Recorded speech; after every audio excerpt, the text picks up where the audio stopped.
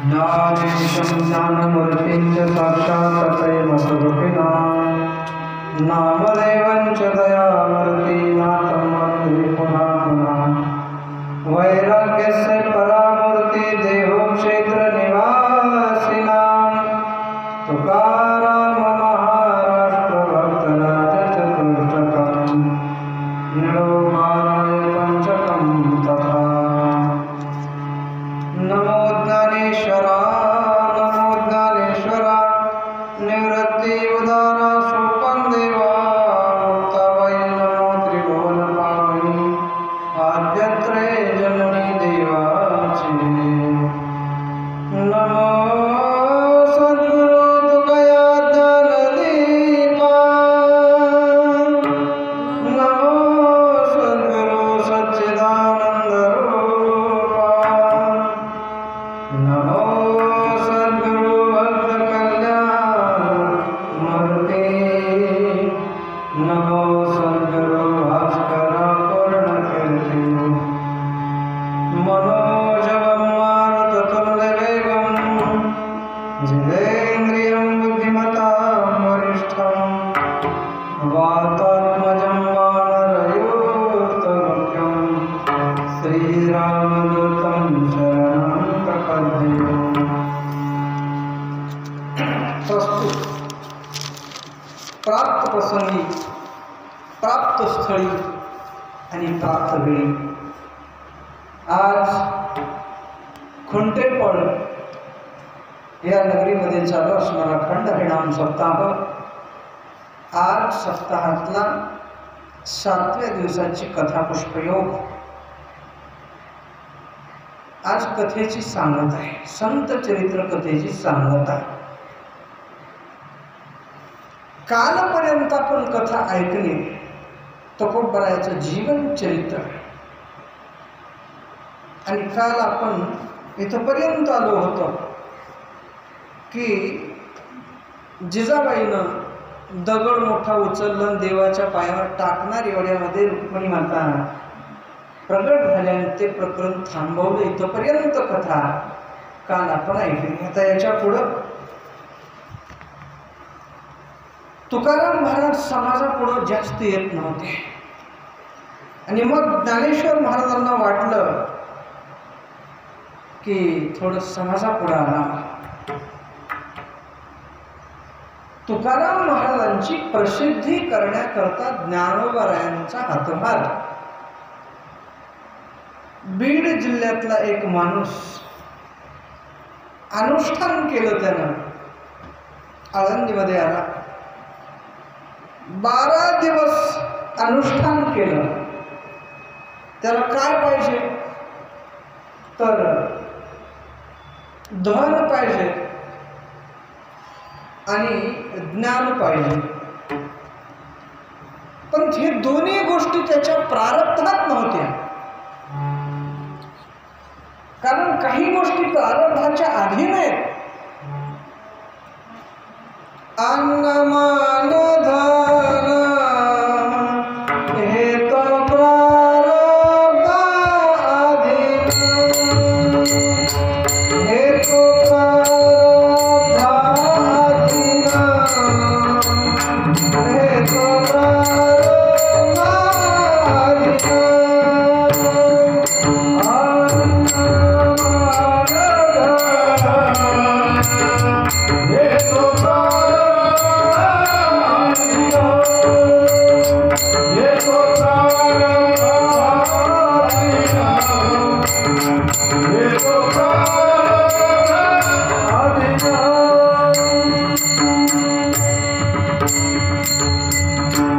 आणि मग धरणीकरच समजतो, धरण धरला आणि ज्ञानोबाराय त्याच्या स्वप्नामध्ये गेले। बाबा रे, तुला धन पाहिजे, तुला ज्ञान पाहिजे, पण आता हे कोर्ट चालू नाही।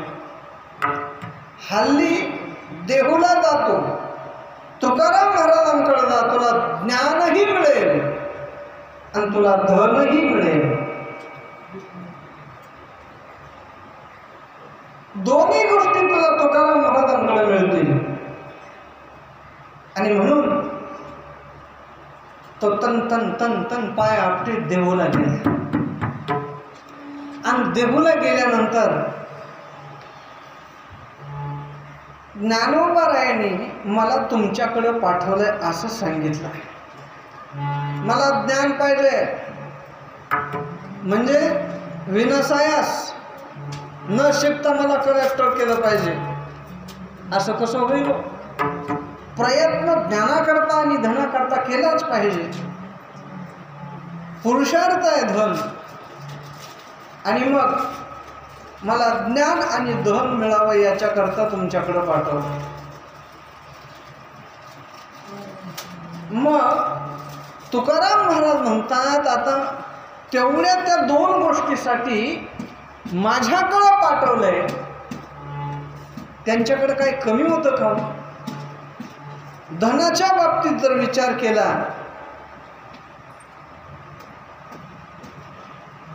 जयाची द्वारी सोन्याचा पिंपळ, जयाची द्वारी सोन्याचा पिंपळ, जयाची द्वारी सोन्याचा पिंपळ, जयाची द्वारी सोन्याचा पिंपळ, अंगी ऐसे बोला रे बोले, अंगी ऐसे बोला रे बोले, करिलत काय नोहे महाराज, करिलत काय नोहे महाराज, अंगी ऐसे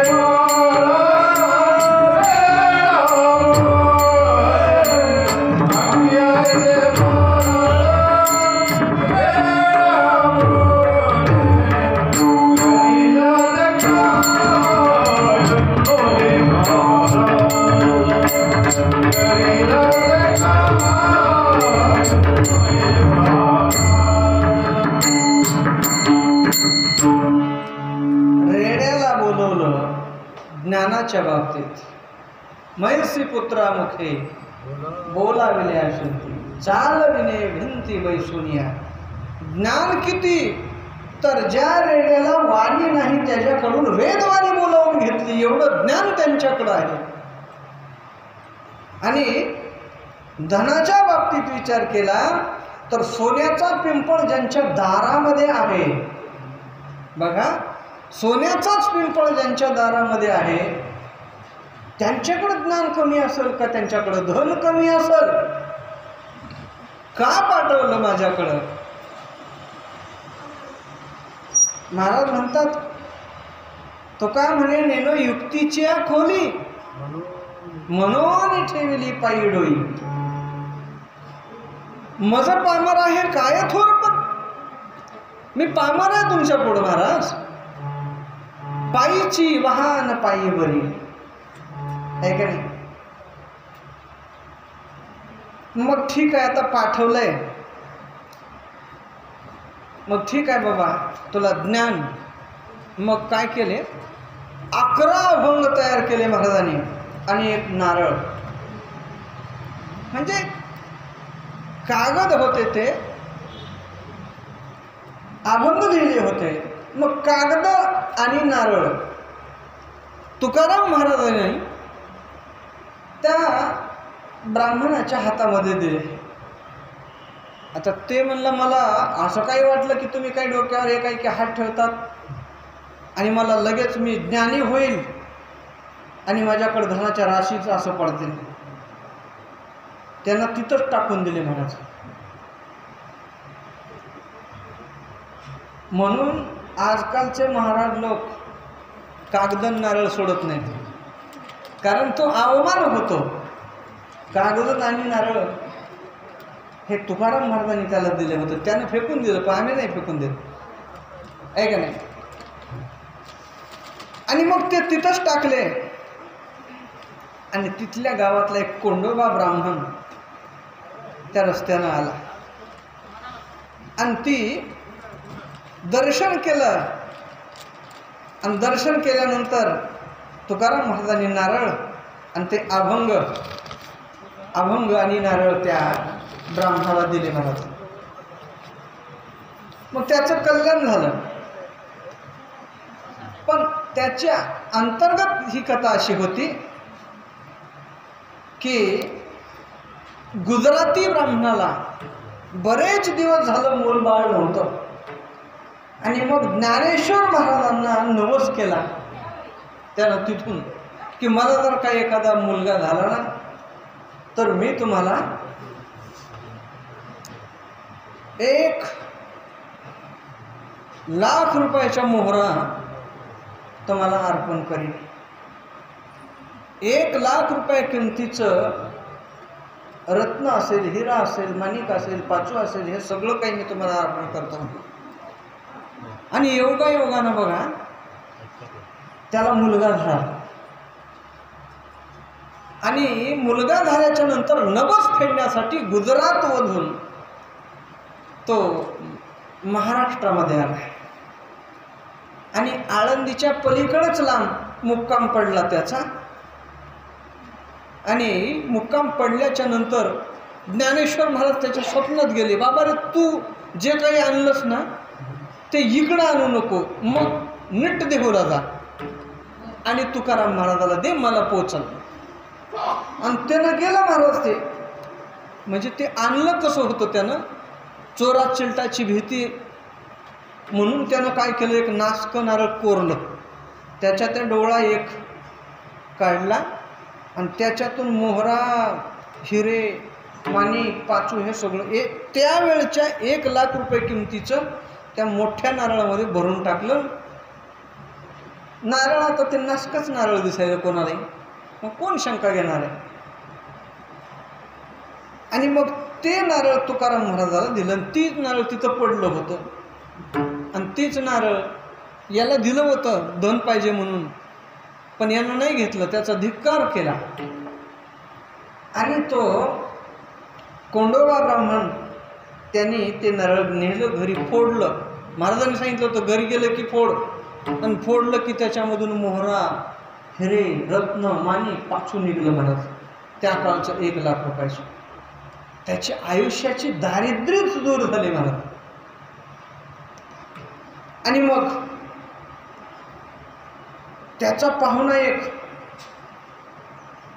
शिवाजी महाराजांच्याकडे जाऊन पुराण सांगायचा. मग ती 11 अभंग नेलेले त्याला दिले, बाबा वाच तू म्हणून. मग त्यानं अभंग वाचले आणि सामान्य माणूस होता तो, फार तरी लई बोलत नसे, पण ती 11 अभंग त्यानं वाचले आणि वाचल्यानंतर एवढा बदल झाला की भागवतावर तो मराठी बोलू लागला. संस्कृत ग्रंथ पण त्याच्यावर मराठी बोलणं त्याला शक्य व्हायलं का, तुकाराम महाराजाचे 11 अभंग वाचल्यामुळं परिणाम झाला आणि विद्वत्ता आली. आणि मग एक दिवस त्या पुराणिकांनी सांगितलं, शिवाजी महाराजांच्याकडे जो पुराण सांगत होता त्यांनी सांगितलं, अहो मी एवढा विद्वान नव्हतो पण आता माझ्याकडं खूप विद्वत्ता आली, याचं कारण तुकाराम महाराजांचे अभंग ऐकले.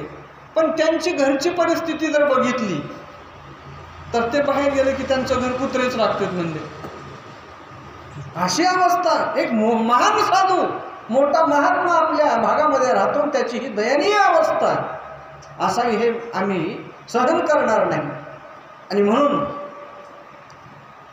ते शिवाजी महाराजांना नजराणा द्यायचं ठरवलं. त्या नजराण्यामध्ये काय काय होतं ऐका. हत्ती, घोडे, उंच वस्त्रे, मोहरा, रत्ने हे सगळं काही दिलं. महाराज घरी नव्हते आणि मग जिजाबाईने ते ठेवून घेतलं.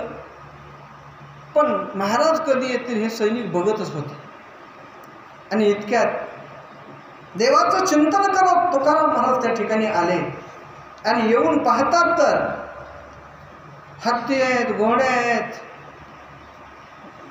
चांगले भरजरी भारी भारी वस्त्र आहेत, मोहरा आहेत, रत्न आहेत हे बघितलं, जिजाबाईला सांगितलं, हे कोणी आणलं? त्यांनी सांगितलं, शिवाजी महाराजांच्या सैनिकांनी या ठिकाणी आणून ठेवले, नको आपल्याला. जिजाबाईला वाटत होतं राहू द्यावं, आता दिलंय राजाने भेट दिले, मग त्याचा अवमान कशाला. आणि मग एक अभंग लिहिले पुन्हा आणि शिवाजी महाराजांना पोच केले अभंग. राजे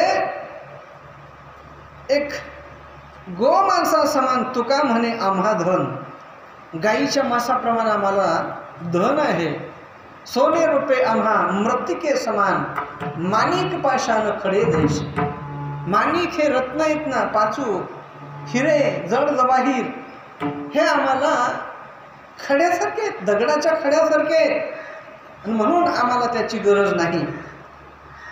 एवढा विरक्त महात्मा हे रिटर्न गिफ्ट केलं महाराज, रिटर्न गिफ्ट. आता नाही का, यांनी त्यांना काहीतरी द्यायचं आणि त्यांनी यांना काहीतरी द्यायचं, त्याला रिटर्न गिफ्ट म्हणायचं. पण हे गिफ्ट न घेताच रिटर्न केलं. आणि मग एवढं कसं वैराग्य आहे म्हणून स्वतः छत्रपती शिवाजी महाराज दर्शन घ्यायला आले आणि सांगितलं, राजा दिवट्या छत्रे घोडे हे तो बऱ्यात न पडे. तुम्हाला वाटतं की नाही आम्ही सुखी असावं, आम्ही त्यानं सुखी असावं. आम्ही तेने सुखी मना विठ्ठल विठ्ठल मुखी, मन बाहरीचे दास, मन बाहरीचे दास, मन बाहरीचे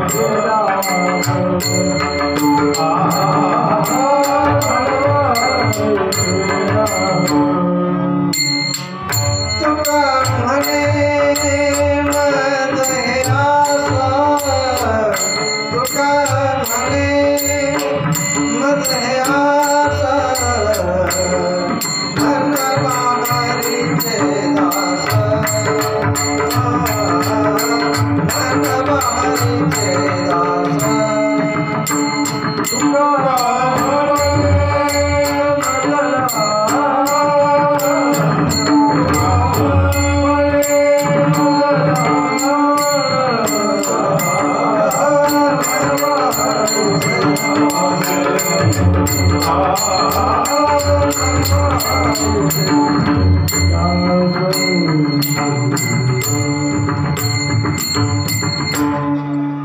तुळशी माळ गळ्यामध्ये घाला, कंठी मिरवा तुळशी. आणि व्रत करायचं असेल तर व्रत एकादशी हे करा तुम्ही. हे बघा बघा ना, आज एकादशी आहे बघा, आहे का नाही. एकादशी व्रत करा आणि गळ्यात तुळशीची माळ घाला. असं आम्हाला बघितलं का आनंद वाटतो. आणि मग शिवाजी महाराजांचं कीर्तन ऐकलं आणि उपरती झाली. राज्य नको, घोडा नको, तलवार नको, सोडून दिलं महाराज. वैराग्य उत्पन्न झालं. तुकाराम महाराजाच्या एका कीर्तनात छत्रपती शिवाजी राजांना वैराग्य उत्पन्न झालं. का? वैराग्याचे महामेरू तुकाराम महाराज होते म्हणून. आता सांगणाऱ्यालाच वैराग्य नाही, मग ऐकणाऱ्याला कुठून यायचं? सांगणाऱ्याकडे वैराग्य आहे का? नाही. मग ऐकणाऱ्याला कसं येईल? आडातच नाही तर पोहऱ्यात कुठून येणार आहे? ऐका नाही. आणि मग शिवाजी महाराज म्हणतात, मी तुमच्या पायावर बसून राहीन, पडवनिया राही. मी तुमच्या पायाजवळ पडून राहीन, उगाच संताची पायी. महाराज म्हणले, असं हे बरं नव्ह राजे. अहो आम्ही कीर्तन करणं आणि तुम्ही तलवार घेऊन शत्रूचे मुंडके उडवणं सारखंच आहे म्हणले. ती भक्तीच आहे आणि आम्ही करतो तीही भक्तीच आहे. कारण धान्य उगवलं की त्याच्यात तण येतं, मग ते तण काढणं म्हणजे काय, त्याला मारणं आहे का? ती दयाच आहे महाराज धान्यावर केलेली. तसं उंदरानं बिळातच राहावं, माशानं पाण्यातच राहावं. पाणी 20 रुपये लिटर बाटली आहे आणि तूप 600 रुपये लिटर आहे. मग महाग कोणता आहे? तूप. मग तुपात राहू मरशील हिवाळ्यात. हिवाळ्यात आळून बसल्यानंतर मासा मरून जाईल ना. मग त्या माशानं पाण्यातच राहावं, नावेनं पाण्यातच राहावं, मनुष्यानं भक्तीतच राहावं आणि तुम्ही राज्यकारभारामध्ये राहा. हेच योग्य आहे, हाच धर्म आहे म्हणून सांगितलं. मग एक दिवस छत्रपती शिवाजी महाराज तुकाराम महाराजांच्या कीर्तनाला बसले. ही गोष्ट पठाण लोकांना कळाली आणि ते सगळं सैन्य त्या गावामध्ये आलं. कीर्तनाला वेढा घातला आणि तुकाराम महाराजाचं कीर्तन चालू आहे. पुढं बसून राजे ऐकतात आणि आता कीर्तन सुटलं की राजांना पकडायचं ठरलेलं. तेव्हा तुकाराम महाराजांनी देवाकडे विनंती केली, बाबा रे देवा, राजे खूप मोठं कार्य करतात, माझं काम आणि त्यांच्या कामामध्ये फरक लई नाही, तर वाचव बाबा राजांना. मग काय केलं, देवानं शिवाजी महाराजाचं रूप घेतलं आणि कीर्तनातून उठून बाहेर निघाले आणि जे बाहेर गेले ते पळून गेले महाराज. आता देवाचा कोण पाठलाग करू शकतं? आणि अशा घनदाट जंगलामध्ये नेऊन सोडलं. सगळे ते सैनिक काट्या कुपाट्यामधून सगळे काटे पायामध्ये मोडले. त्रास झाला का? काटे ओरबडले अंगाला. शोधलं पण छत्रपती शिवाजी महाराजांचा पत्ता नाही. आणि खरे शिवाजी महाराज तर इथंच बसलेले कीर्तनात. असे चमत्कार तुकाराम महाराजांच्या कीर्तनामधून सुद्धा होते. एक बाई कीर्तनाला आली पण मूल घरी ठेवून आली आणि घरी काही हौदासारखं असेल ते पाण्यात लेकरू पडलं आणि मेलं. ती घरी थोड्या वेळाने जाऊन बघते तर लेकरू मेलं आणि ती भांडू लागली, तुकाराम महाराजाचं कीर्तन इथं नसतं ना तर हे लेकरू मेलंच नसतं, मी गेले नसते आणि मी घरी असते तर लेकरू मेलं नसतं. बघा कोण कोणाचं निमित्त जोडते, कसं जोडते. आणि मग पुन्हा ते लेकरू मेलेलं लेकरू आणून ठेवलं कीर्तनामध्ये आणि ते जिवंत केलं महाराज तुकाराम महाराजांनी. काय सामर्थ्य असेल? मृत व्यक्ती सुद्धा जिवंत करण्याचं सामर्थ्य शक्ती संतांमध्ये आहे. आणि असे रोज कीर्तन करायचे महाराज. एक दिवस आळंदीला गेले आणि आळंदीमध्ये ज्ञानेश्वर महाराजांच्या समोर कीर्तन केलं आणि तिथले काही लोहगावचे भजनी मंडळी आळंदीला आले होते आणि त्यांनी कीर्तन ऐकलं तुकाराम महाराजांचं. ऐकलं, वा वा वा, म्हणजे काय कीर्तन आहे महाराज, उद्या लोहगावला येतात? ते म्हणले हो. मग असं करता करता लोहगावच्या लोकांनी रोज एक कीर्तन ठेवायचं, रोज एक. आज ह्या गल्लीला तर उद्या त्या गल्लीला, आज ह्यांच्यात तर उद्या त्यांच्यात. गावातल्यापेक्षा बाहेरगावी तुकाराम महाराजांची कीर्तन जास्त. तसंच आमचं बी असते बरं का, गावातल्यापेक्षा बाहेरच जास्त असते. असंच असते महाराज, जिथं पिकतं तिथं विकत नाही असं असतं. आणि मग एक ब्राह्मण स्त्री गरीब होती. ते म्हणले महाराज आमच्या ठिकाणी कीर्तन बी ठेवायचं आणि तुम्हाला जेवू घालायचे भजनी लोकांना. मग महाराज म्हणले ठीक आहे येतो. मग मोलमजुरी करायची आणि शिधा सामग्री जमवली आणि रात्री पाऊस पडला आणि भिंत अशी कलंडली, फुगली आणि वाकडी झाली भिंत. मग परत काही लोकांनी सांगितलं त्या भिंतीच्या जवळ बसू नको नाही तर मरशील. मग ती महाराजांकडे गेली. महाराज अहो कसं करावं आता, तुम्हाला जेवू घालीन म्हणलं होतं आमच्या झोपडीमध्ये, तर शेजाऱ्याची भिंत कलली म्हणले. महाराज म्हणले भिंत पडणार नाही आम्ही जेवल्याशिवाय. महाराज काही टाळकरी हे सगळे आले, सगळ्यांना जेवू घातलं. प्रत्येकाला वाटत होतं की भिंत कधी पडेल सांगता येत नाही. पण महाराजांचं जेवण झालं. त्या बाईला सांगितलं ही सगळी शिधा सामग्री घेऊन पलीकडे हो, तू पलीकडे जा. सगळ्यांना पलीकडे घातलं. तुकाराम महाराज सगळ्यांच्या शेवटी बाजूला झाले आणि तुकाराम महाराज बाजूला झाल्या झाल्या भिंत पडली. महाराज हे असे अनेक चमत्कार तुकाराम महाराजांची काळजी प्रत्येक जण करत होते. आणि मग असे काही तुकाराम महाराजांची ख्याती पसरली. पण काही असतातच महाराज विरोध.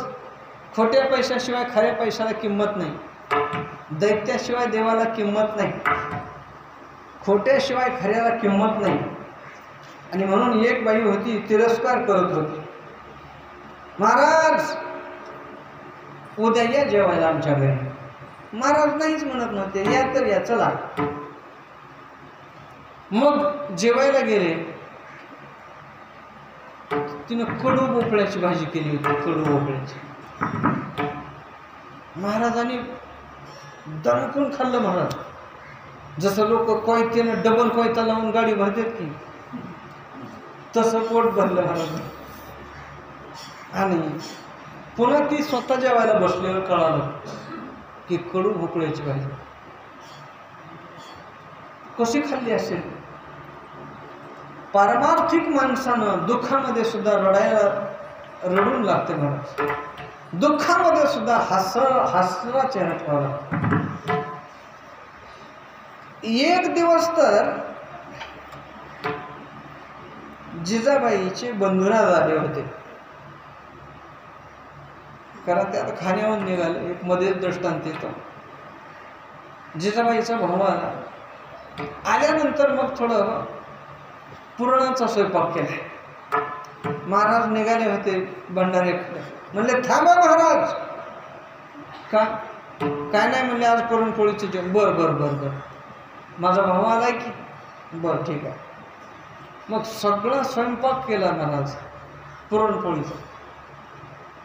आणि महाराजाला बसवलं, भावाला बसवलं आणि जेवण चालू झालं. कशातच मीठ नव्हतं महाराज, कशातच मीठ नव्हतं. मग ते भावानं उगत चाकत माकत खाल्लं. आणि हे महाराज आन पोळी पोळी मागं पोळी खायची महाराज. मग भावानं जेवढं वाढलंय तेवढं बी नाही. महाराजांनी 2-4 वेळेस घेतलं. मग यांचे जेवण कसे तर झाले. जिजाबाई म्हणले माझा भाऊ जेवला नाही. महाराज म्हणले तिकडे पुण्यालाच वडापाव खाऊन आला असेल, पोट भरलं असेल त्याचं तिकडंच. हा आणि मग स्वतः जिजामाता जेवायला बसल्या. कशातच मीठ नव्हतं महाराज. आमटीत मीठ नव्हतं, भातात मीठ नव्हतं, कढीत मीठ नव्हतं, भज्यात मीठ नव्हतं, कुरवडी पापडी त्याच्यामध्ये सुद्धा मीठ नव्हतं. कारण ती कुरवड्या पापड्या करताना तवाच विसरल्या होत्या. कशातच मीठ नव्हतं. मग तुकाराम महाराजांकडे आले. म्हणले घरचा माणूस कशाला असतोय सोबत जेवायला. म्हणले कशाला असतोय, काही कमी जास्त सांगावं. अगं मला कळालं तर मी सांगन का. म्हणले मला कळालंच नाही, जिभेनं मला सांगितलंच नाही की याच्यात मीठ कमी आहे. काय खातो आम्ही कासया सांगा ते, कैसे हे लागत आम्ही काय खातोय, कशासोबत खातोय, कसं लागतंय हे आम्हाला काहीच कळत नाही. समोर मांडलं खायचं तेवढं कळतंय आम्हाला. काय म्हणले महाराज, एक दिवस शिवबा कासार त्याच्या पत्नीला वाटलं हे आलेत ते आलेत आणि माझा नवरा नादाला लावला. म्हणजे रोज कीर्तन कामं तशीच राहिले. मग आता रोज कीर्तन म्हणजे तुकाराम महाराजांचं कीर्तन म्हणजे आमच्यासारखं 2 तास नव्हतं. 2 तासातलं 1 तास सगळं गाण्यातच. 7 ते 7 12 तास कीर्तन असायचं महाराज. मग रात्रभर 12 तास जर माणूस जागला तर पुन्हा दिवसभर झोप येते. रात्री जागरण जास्त झालं की दिवसभर झोप येते. मग दिवसा कामाचा खोळंबा व्हायचा. म्हणजे स्वतःचा तर संसार बुडवला, पण माझा संसार बुडवा बसले. आता कोणी सांगतंय आबाजीपंत लोहकरे त्यांची बायको आणि कोणी सांगतंय शिवबा कासारची बायको. मग ती म्हणले अहो तुम्ही रोज कीर्तनाला जातात, मग आम्हाला साधूंचं दर्शन साधूंचं काही मिळू द्या ना आम्हाला बी काही. गोड बोलली पत्नी शिवबा कासारची. आणि म्हणले मग ठीक आहे, मग उद्या आपल्याकडेच कीर्तन घेऊ, आपल्याकडेच जेवण, संध्याकाळीच महाराजांना बोलवतो आपल्याकडे. संध्याकाळी बोलवलं, झोपले महाराज. सकाळी उठले, आंघोळ करायची. मग असं पाणी त्या बाईनं तापवलं महाराज हांड्यामध्ये. त्या हांड्याच्या जवळ सुद्धा जाऊ वाटणं एवढं कडक. आणि मग आता ते वरून होतं वट्टा मोठा, त्या वट्ट्यावर पाणी तापायचं आणि खाली होती. मग नवऱ्याला पाठवलं, जा म्हणले एवढे महान साधू आलेत, काही उठणं आता काय आणा साबण हे काय बघा आणा म्हणले त्यांना लावायला. आणि त्यांना लावलं महाराज बाहेर. आणि महाराज असे बसले महाराज खाली. आणि बसल्यानंतर त्या बाईनं काय केलं, असं काही तर ती धराय घेतलं आणि तसंच ते उकळतं भांड महाराजाच्या अंगावर ओतलं. महाराजांनी टाकू फोडला. जळे माझी काया लागला जळे माझी काया लागला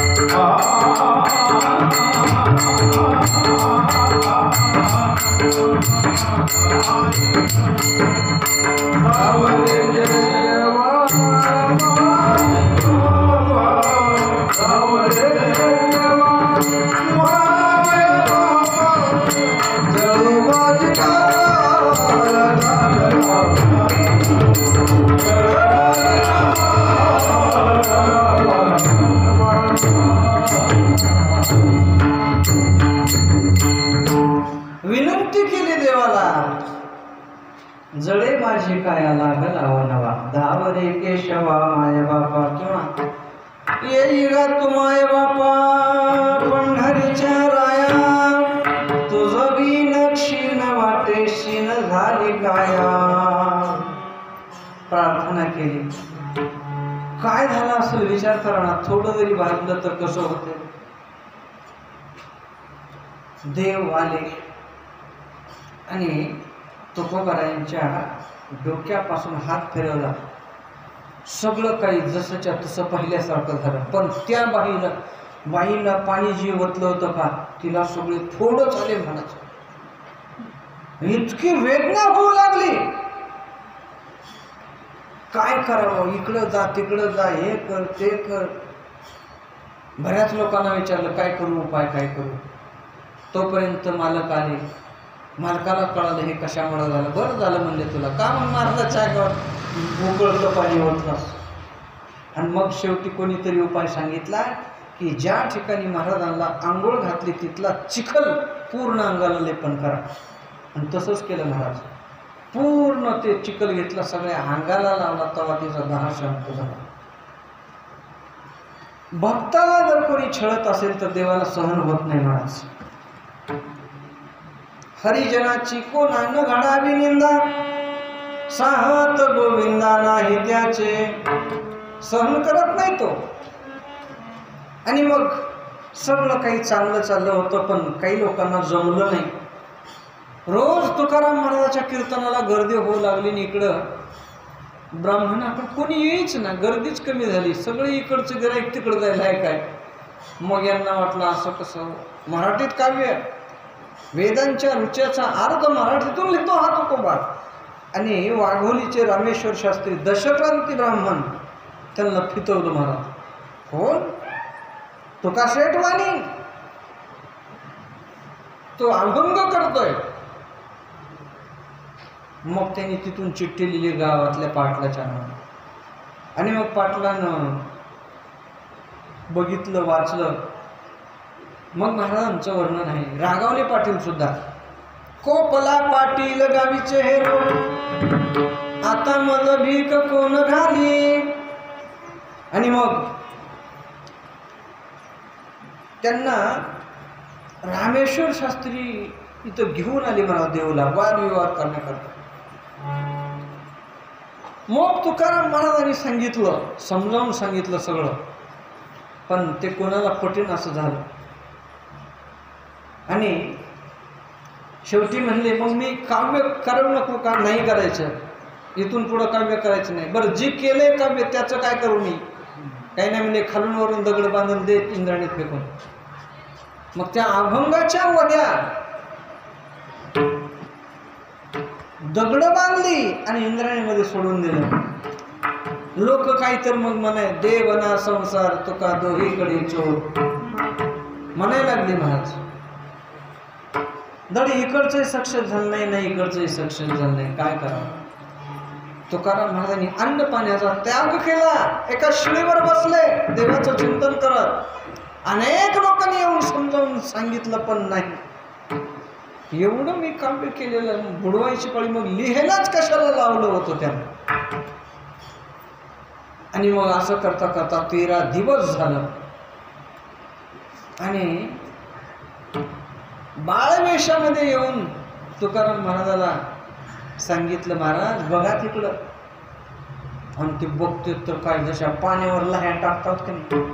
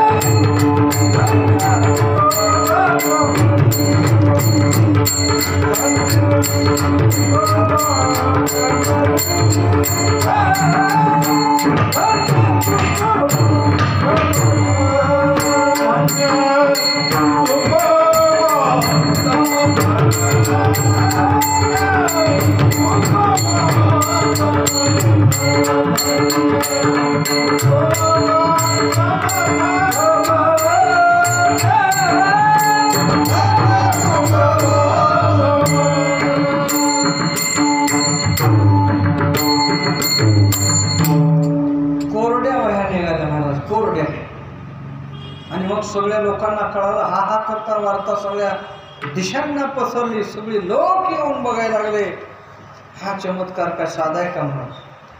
आणि ज्या ठिकाणी वह्या वर आल्या त्याच ठिकाणी गाथा मंदिर तयार केले. जाऊन आला असताल असं समजून पुढं चलतो.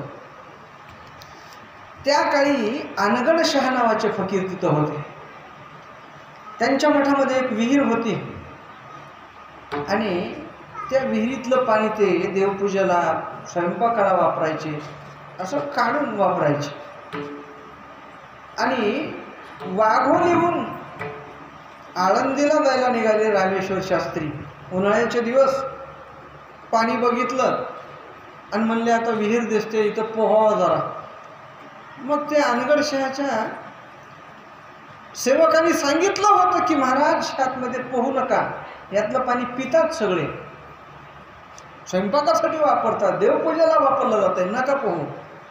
त्याला बाजूला सरून मध्ये उडी टाकली महाराजांनी, रामेश्वर शास्त्री.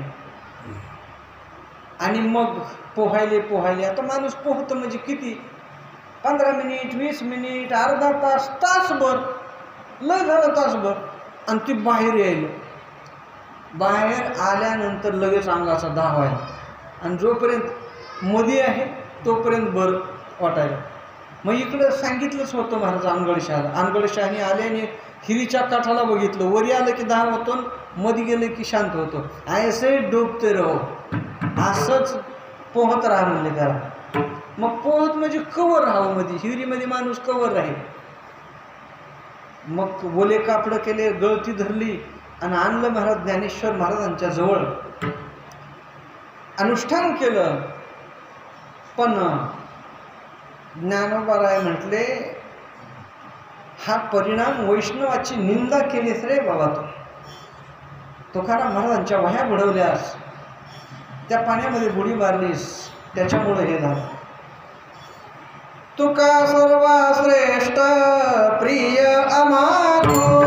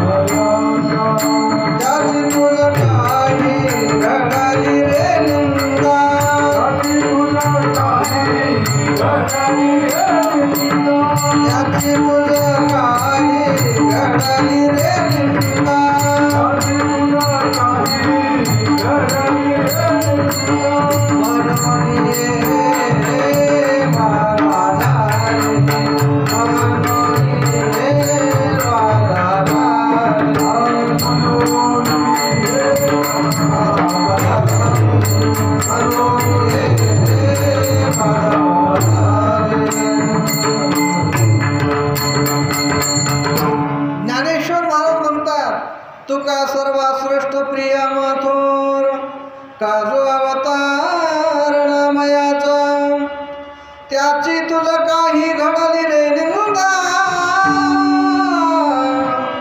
मनोनी हे बाधा उपजली. हे कशामुळं झालं ते सांगितलं आणि म्हणले तुम्हाला इथं थांबता येत नाही आणि इथं काही शांत होत नाही, मग जा देऊला म्हणले. आलेलं गिराईक देऊलाच पाठवत होती महाराज ज्ञानेश्वर महाराज. आणि मग तुकाराम महाराजांना शरण जा. कसं जाऊ, मीच वह्या बुडवायला लावल्यात. लाज वाटायला लागली रामेश्वर शास्त्रींना की मी वह्या बुडवायला त्याला पाया कसं पडू. माणसाचा अभिमान केव्हा कुठं जागा होईल सांगता येत. जा म्हणून सांगितले, जायचं गप, तर त्यानं नाही गेलं महाराज. चिठ्ठी लिहिली एक आणि तुकाराम महाराजांना दिली. मग तुकाराम महाराज ऐकते महाराज. तुकाराम महाराज म्हणले, या हो चित्त शुद्ध तरी शत्रू मित्र होती, व्याघ्रहीन खाती सर्पतया. आणि मग ही अभंग लिहून रामेश्वर शास्त्रीकडे नेला. त्यांनी एकदाच अभंग वाचला, 10च शांत झाला महाराज. 10च शांत झाला. आणि मग आणि तो 14 टाळकऱ्यापैकी एक टाळकरी सुद्धा झाला. हे अनगढ शहाला कळालं, आपण शाप दिलेला हे दुसऱ्यानेच कोणीतर उतरवला. काही चढवणारे असतात, काही उतरवणारे असतात. मग ते दुसरे होतं कोण आहे. मग आपल्या प्रांतात महात्मे कोण कोण आहे. चिंतामणीकडे गेला तो आला आणि मग चिंचवडला आले. आपला कटोरा घेतला, कटोरा भरके भिक्षा दो. झालं. त्याचा किती आणलं तर कटोरा काय भरत नव्हता. दिसायला एवढाच होता. पोतेच्या पोते बसले तरी सुद्धा कटोरा भरत नव्हता. आणि मग तिथं भरला नाही म्हणले ही नाही. मग देहूला आला आणि देहूला आला त्यावेळेस जिजामाई दळणदळीत होत्या आणि लहानशी गंगा नावाची मुलगी आणि हे आलं गलीत महाराज. कटोरा भरके देव, कटोरा भरके भिक्षा देव, भिक्षा दही. जिजाबाई दळता दळता म्हणते, मेल्या मोडद्या तुला कशाला कटोरा भरके पाहिजे. इथं आम्हाला खायला नाही 2 भाकरीचं, तुला कशाला कटोरा पाहिजे भरून. तेवढ्यात गंगा नावाच्या मुलीनं ती मूठ भरलीच. म्हणली बापावर गेली, तिच्या मुठीवर हाणला. तर लहान लेकराची मुठीत भरलं तरी किती बसणार आणि त्याच्यावर फटका मारलाय, पडलंय काही पीठ. आणि बाहेर आली ते मिठी चमच्यावर पीठ घेऊन मुठीत आणि मग त्या कटोऱ्यात टाकलं महाराज. कटोऱ्यात ते चमच्यावर पीठ पडलं रे पडलं की मधून पिठानं जी उसळी हाणली महाराज. सगळं सगळं सगळं पार त्याच्या पाया पस्तोर आलं, गुडघ्या पस्तोर आलं, छाताला पस्तोर आलं. म्हणलं बास बास बास, तुकोबा तुकोबा. ते म्हणले मी नाही तुकोबा, माझे वडील आहेत म्हणले, माझे बाबा आहेत तुकोबा, मी मुलगी आहे त्यांची. अरे बापरे म्हणले, मुलीचं एवढं सामर्थ्य आहे तर त्यांचं किती सामर्थ्य असेल. आणि मग तुकाराम महाराजांची भेट घेतली आणि बरीच दिवस त्यांचं कीर्तन ऐकत तिथंच बसले महाराज. आणि मग अनेक प्रकारचं उपदेश जनासाठी केला, पण जग काही ऐकत नाही. हाका रोणी सांगे तुका नाम घेता राहू नका. आणि मग त्यांना वाटलं की एवढं लोकांसाठी राहून, लोकांसाठी वैकुंठातून येऊन काय उपयोग झाला, ऐकतच नाहीत लोक. तुकाराम महाराजाच्या ना ऐकले नाहीत, आमच्या ना ऐकतील असा आम्ही विचार का करावा. पण चाललंय हे, चालायला गाडा ढकलायचा आहे का नाही. आणि मग एक दिवस महाराज म्हणतात, देवा आता दिसो नये जन ऐसे करा नारायण. आणि मग संतांकडे निरोप दिला. आणि शेवटी संतांनी परत निरोप आणला. म्हणले तरी देव येत नाहीत का. मग त्यांचं वाहन, देव यायचे म्हणले तर वाहनावर बसून येणार. मग वाहन गरुडाचे पायी, गरुडाचे पायी, गरुडाचे पायी, गरुडाचे पायी,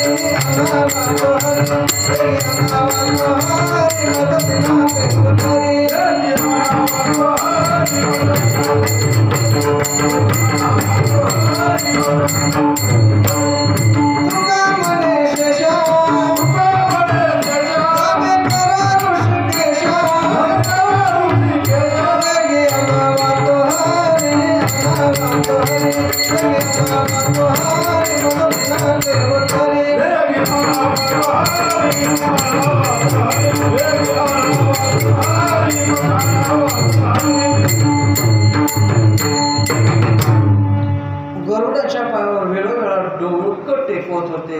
गरुडा तुझ्या पाया पडतो रे, देवाला घेऊन ये. गरुड म्हणतो मी माझ्यावर बसल्यावर आणीन ना, कारण त्यांचे पाय लक्ष्मीच्या हातात आहेत. चरण सेवा चालू आहे, पाय दाबतायत, त्यांनी पाय लक्ष्मीच्या हाती. ते मग महाराज म्हणतात तिला का खोलतीला तिशी यावे का खोलती. आणि वेगानं देवाला घेऊन ये. मग लक्ष्मी साहेबाची विनंती केली. लक्ष्मी आई साहेबांना म्हटले तेवढे पाय सोडा ना. ते म्हणले मी पाय सोडलं म्हणजे काय झालं, ते झोपी गेलेत, योग निद्रेमध्ये आहेत ते. मी पाय जरी सोडलं तर काय झालं, योग निद्रेत आहेत ते. मग शेषाला विनंती केली, हे शेषा देवाला उठव की. शेष मला मी नाही उठवणार. उठवणं पाप आहे की, झोपेतून उठवणं पाप आहे. म्हणून मग ते म्हणले तुम्ही उठवू नका, फक्त तुमचं अंग वळवळ करा. तुमचं अंग थोडं, तुम्ही वायुभक्षी आहात ना, थोडी हवा मध्ये घ्या. आणि मग काय होईल, देवाला असा झटका बसेल, देवाला जाग येईल आणि उठते. आणि मग देव आले महाराज. देव आले, झळझळीत सोनसळा. पहिला आले हरी, शंख चक्र शोभे करी. देव आला कसं होतं की लख प्रकाश पडतो आणि पितांबर असा आकाशामध्ये झळकतो. पितांबराचं तेज साधन आहे महाराज. पिवळा पितांबर शेला कैसा गगनी झळकला. पिवळा पितांबर कैसा गगनी झळकला.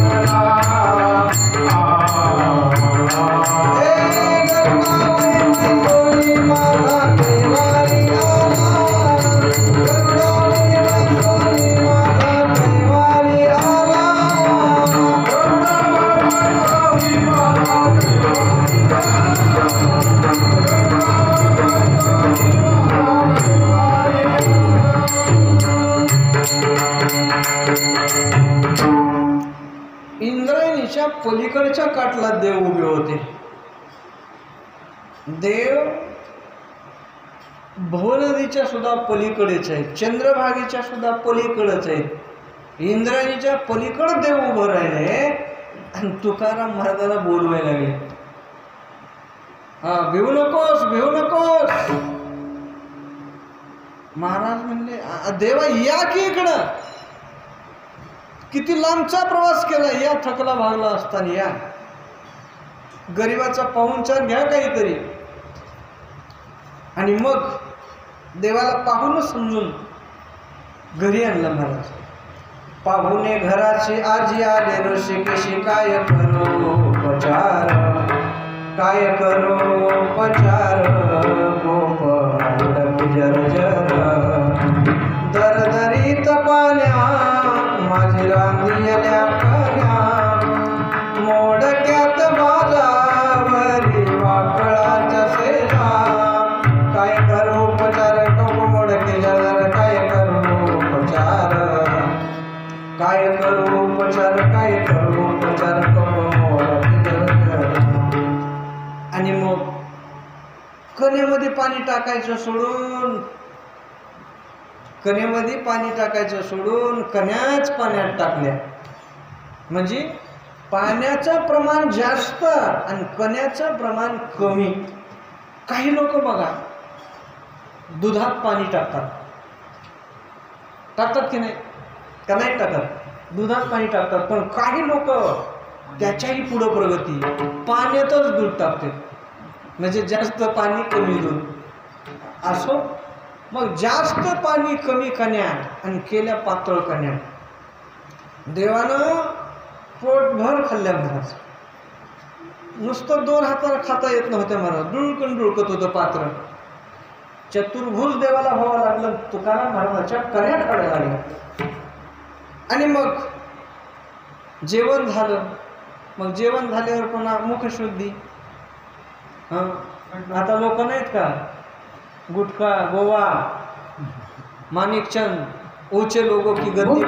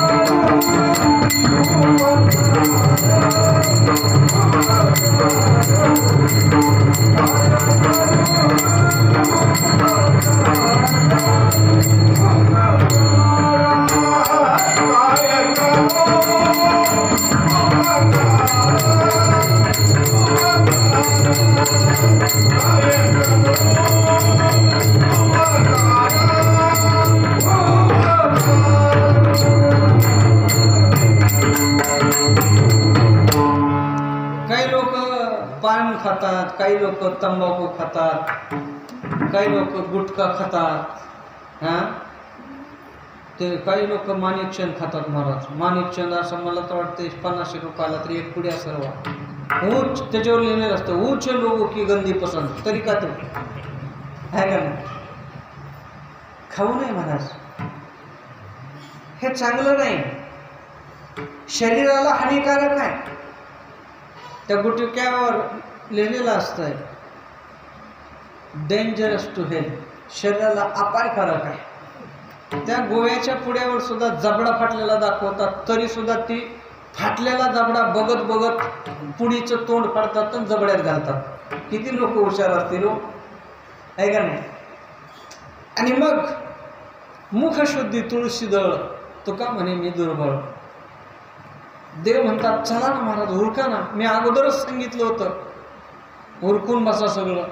लई वेळ व्हायला लागला. महाराज म्हणले आता उद्या एकादशी, एकादशीला भजन कीर्तन, पुन्हा द्वादश, पुन्हा होळीचा सण आहे, होळीची पोळी खाल्ल्याशिवाय लोक निघणार नाहीत. महाराजांना वाटलं सगळं अख्खं देहुगाव येतं का काय वैकुंठाला, पण महाराज रोजच म्हणत होते चला वैकुंठाला. शेवटी मग लोक कोणी तयार झाले नाहीत. होळी झाली, सगळं सण झाला. महाराज चला, वाढ वेळ व्हायला लागलेला आहे. मोठ्या लोकांचं वेळेत सगळं पाहिजे. महाराज आले नाही, इकडंच बसले नाही, मिनटाचा हिशोब द्यावा लागतो.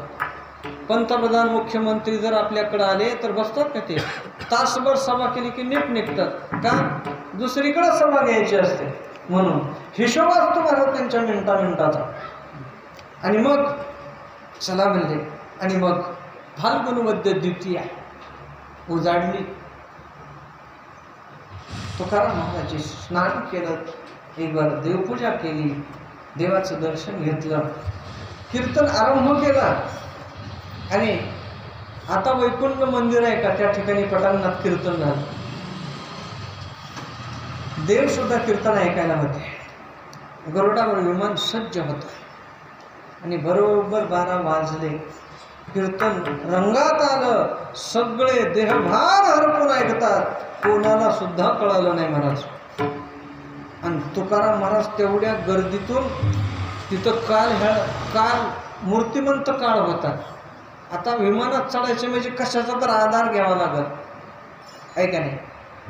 आता रेल्वेत चढताना सुद्धा आधार घेतो आपण, ते दांडके असतात का त्याला धरायचं मग वरी, तसं जात आहे. मग काळाला काय केलं, त्या पायरीच्या जवळ बोलवलं. मग ते विमानाच्या दांड्याला धरलं, त्या काळाच्या डोक्यावर पाय ठेवला आणि दुसरा पाय विमानात ठेवला. जगा काळ खाया आम्ही माततला पाया, आम्ही माततला पाया, आम्ही माततला पाया.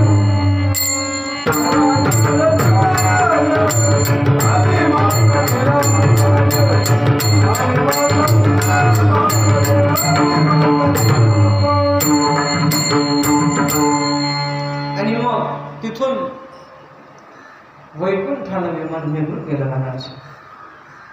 अगोदरच सांगितलं होतं, कर्म धर्म तुम्हा असावे कल्याण. जसं तुम्ही कर्म करताल तसं तुम्हाला फळ मिळेल. चांगलं कर्म करा, चांगलं फळ मिळेल, आशीर्वाद दिलता.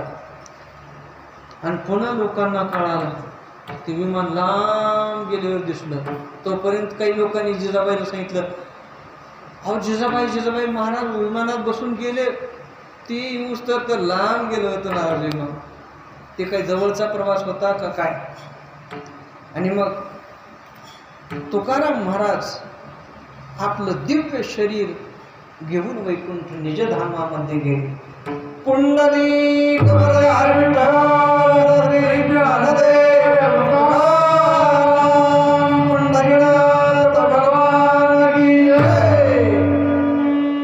आणि अशा प्रकारे तुकाराम महाराजांच्या चरित्राला या ठिकाणी विराम. आता चरित्र चालू होते संत गोरा कुंभार. श्री क्षेत्र तेर या ठिकाणी पंढरपूर पासून 25 ते 30 कोसावर असणारं तेरढोकी हे गाव. ज्ञानदेव नामदेव समकालीन असणारे गोरोबा काका थोर भक्त बनून गेले. खाऊन पिऊन सुखी होते. आई वडील थकलेले होते. काका वयामध्ये आले होते आणि काका म्हणतात, बाबा आता विश्रांती घ्या. माती गाडवावर लादणं, मळणं, चाकावर चिखलाचा गोळा ठेवून घट, गाडगे, डेरे, विटा तयार करणं आता मी करतो, कारण का मुलांची कृतज्ञता येते. आणि मग त्यांच्या आईवडिलांना वाटायचं की पान फेटलं गडे आपला मुलगा आपल्या कामामध्ये खूप यशस्वी झाला. बाबा मी एकटा काम करतो म्हणले. पण तरी त्यांना वाटायचं, अरे बाबा तुला मदत कोण करणार? आता आमच्या डोळ्या देखत तुझ्या 2 हाताचे 4 हात झाले पाहिजे. एक मुलगी डोकी येथील बघितली, नाव संती होतं तिचं, आणि विवाह सोहळा संपन्न झाला. मुलगी मोठी सद्गुणी. कालांतराने काकाचे आईवडील निजधामाला गेले. विठ्ठल भक्ती होती आणि शिवभक्तीही होती. आणि जाताना सांगितलं होतं वडिलांनी की बाबा विठ्ठलाचं नामस्मरण सोडू नको आणि वारी पण सोडू नको. म्हणून आज तागायत कार्तिकी वारी तेरहून काकांची पालखी पंढरपूरला जाते महाराज. काका हरिभक्ती आणि शिवभक्ती करीत असत. स्नान करायचं, पूजा करायची आणि गाडगे घडण्याचं काम करायचं. पण कामामध्ये काम करायचं, भजन करायचं आणि प्रपंच परमार्थ रूप झाला त्यांचा. भक्तीच्या नादामध्ये, भक्तीच्या रंगामध्ये पांडुरंग रंगत होता आणि कधी कधी गोरोबा काकाचा चिखल तुडवून देत होता विठ्ठल भगवान. ते वर्णनच आहे महाराज. तेर गावी आहे भक्तीचा हा रंग, तेर गावी आहे भक्तीचा हा रंग, गोरोबाच्या चिकटामध्ये नाच पांडुरंग, गोरोबाच्या चिकटामध्ये नाच पांडुरंग. तेर गावी आहे भक्तीचा रंग, तेर गावी आहे भक्तीचा रंग, गोरोबाच्या चिकटामध्ये नाच पांडुरंग, गोरोबाच्या चिकटामध्ये नाच पांडुरंग.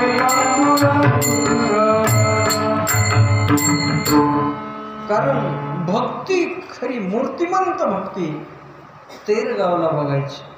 देव ती भक्तीचा रंग बघण्याकरता पांडुरंग दंग होऊन नाचायचे मला. आणि मग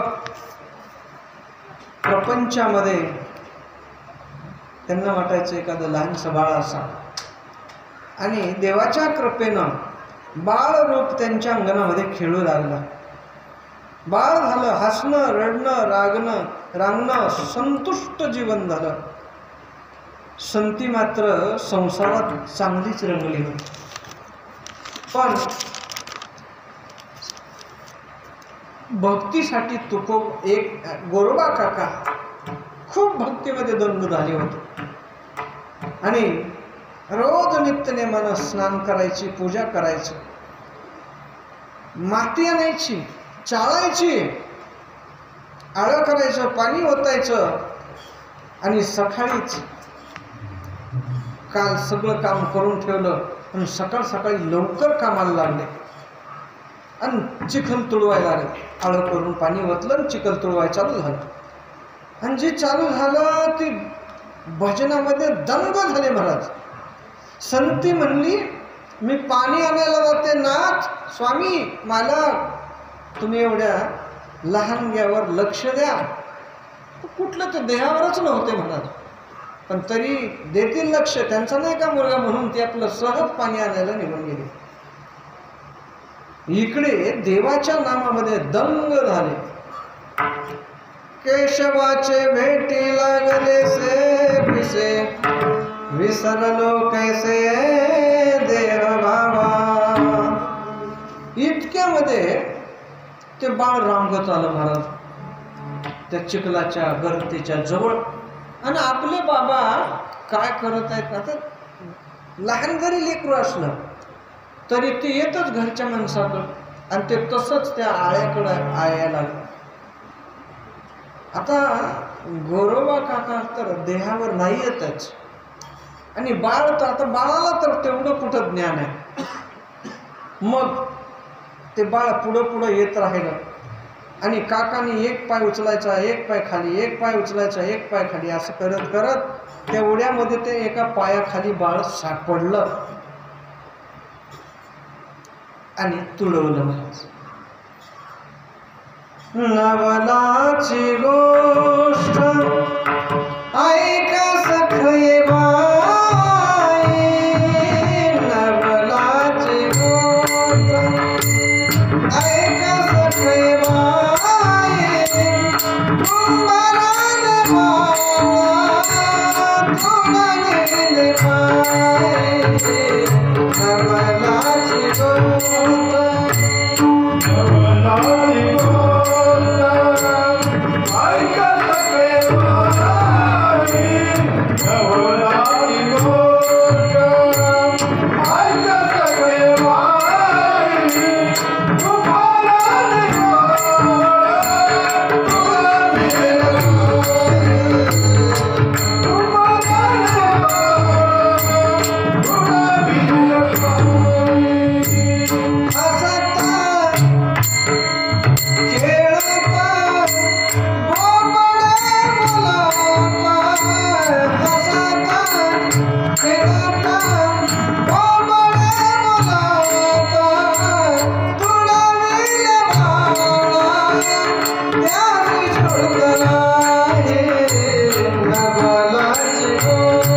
ऐक सखई माई कुंभारान बाळा तुळाले पाय नवलाची गोष्ट नवलाची गोष्ट ऐक सखई माई नवलाची गोष्ट ऐक सखई माई कुंभारान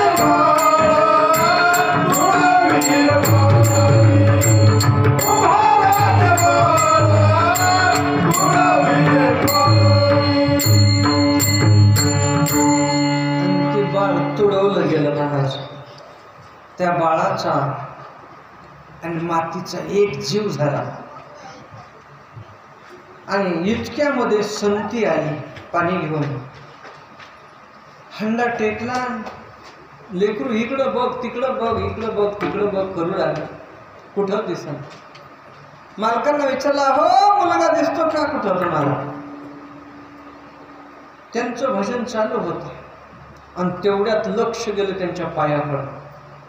तर ते फार छिद्राभिद्रा झालेला देह महाराज, पोत्र्यासारखा देह झालेला बघितला आणि किंकाळीच फोडली महाराज. किर्र दिशी किंकाळी फोडली. आणि मग ते तरीही देहावर नव्हते, पण डोळे उघडले ना हातातली चिपळी फेकून मारली महाराज. संत कपाळाला लागली. कपाळातून रक्ताची धार बाहेर.